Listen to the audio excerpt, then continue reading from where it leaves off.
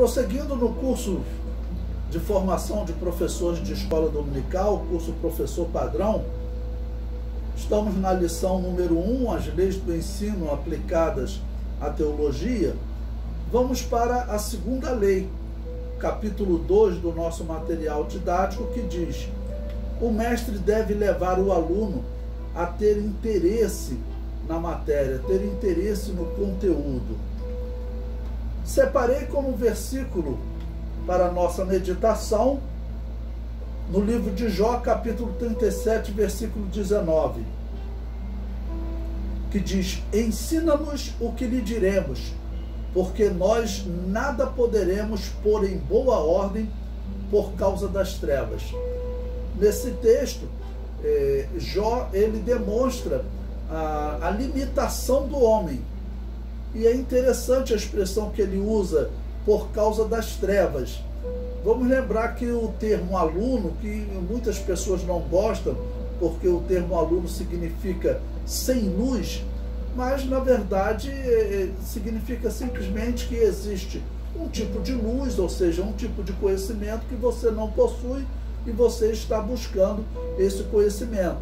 Então, colocar em boa ordem, a expressão que Jó colocou, ou seja, o ser humano, ele conseguir descrever a real situação do que ele quer ensinar ou falar. O material didático prossegue. Quando a primeira lei é cumprida pelo professor, vamos lembrar que a primeira lei, o mestre deve conhecer, né, o conteúdo, conhecer a matéria a ser ensinada. Quando a primeira lei é cumprida pelo professor, ele terá maior facilidade de cumprir a segunda lei. O aluno percebe que o professor é uma autoridade no assunto. Então, o mestre, o professor, ele precisa demonstrar conhecimento no que ele está ensinando. Senão, o aluno automaticamente ele vai perder o interesse no conteúdo, né? Ou seja, ele não vai mais confiar no mestre. O professor não alcançará o objetivo de instruir o aluno só por conhecer o tema a ensinar, né? Então, o professor não alcançará o objetivo de instruir o aluno só por conhecer. Ele tem que demonstrar um domínio, né? E além desse domínio, o que ele precisa mais? Ele precisa envolver esse aluno no processo de ensino-aprendizagem. Esse envolvimento é essencial para a obtenção do conhecimento.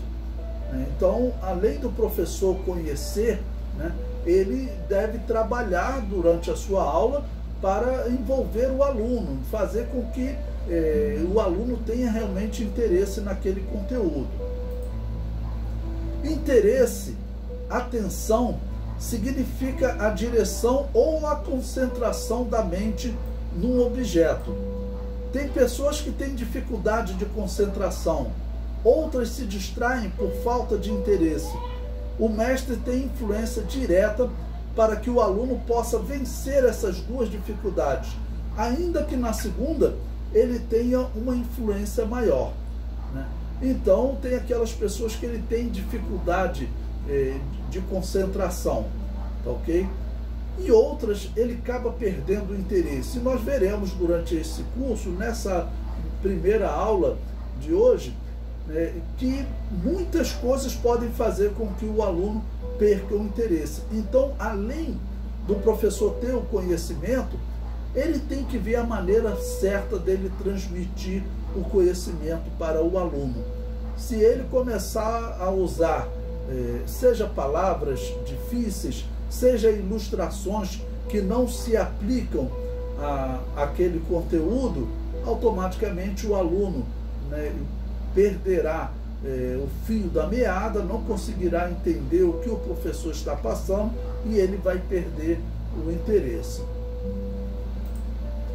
A psicologia diz haver dois tipos de atenção.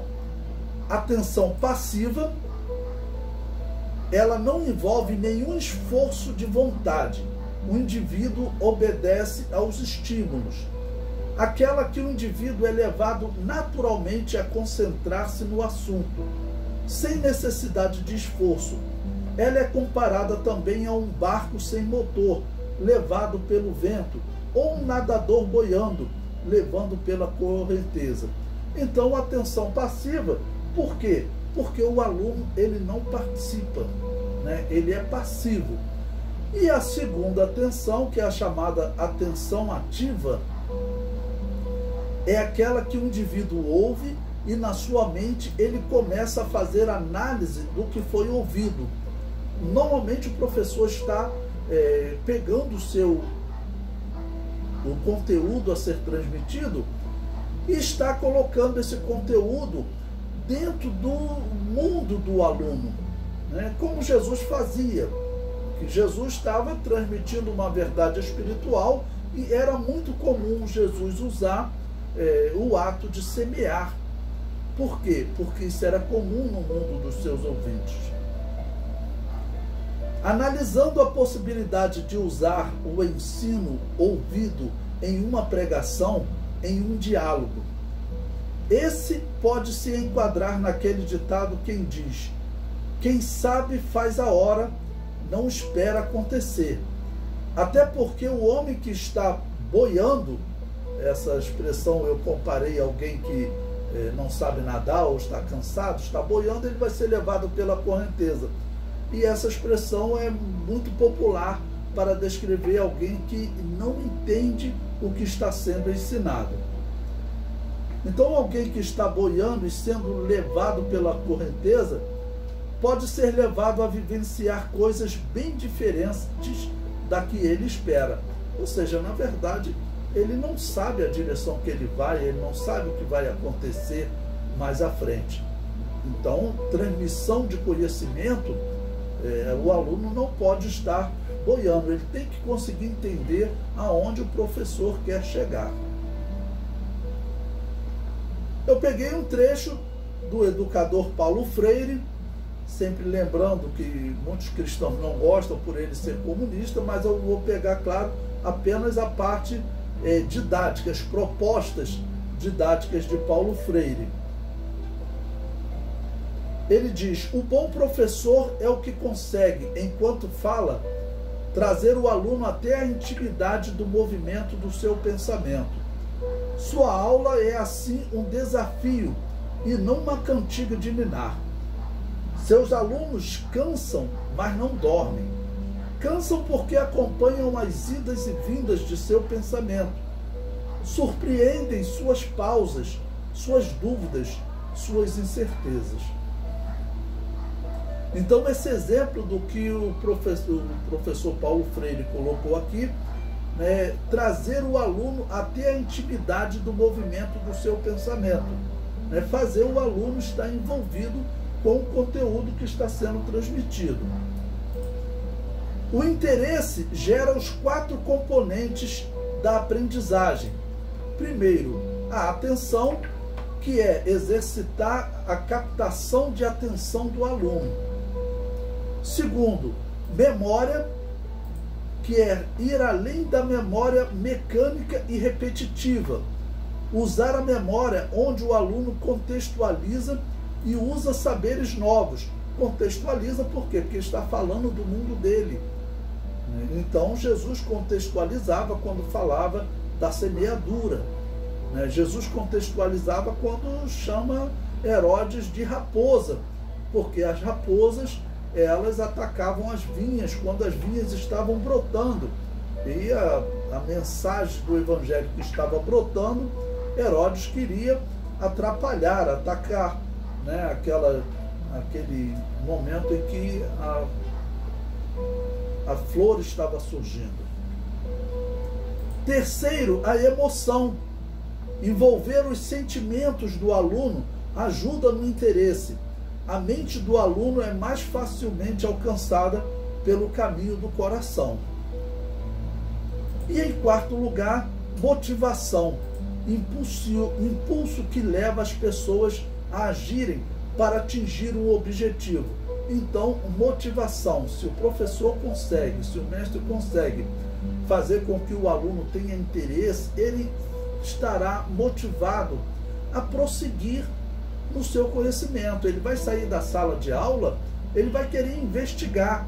E claro, quando o aluno começa a investigar o tema da aula, com certeza ele vai assimilar muito mais o que foi ensinado na sala de aula, e além disso ele vai começar a caminhar sozinho, que é aquele grande alvo da educação.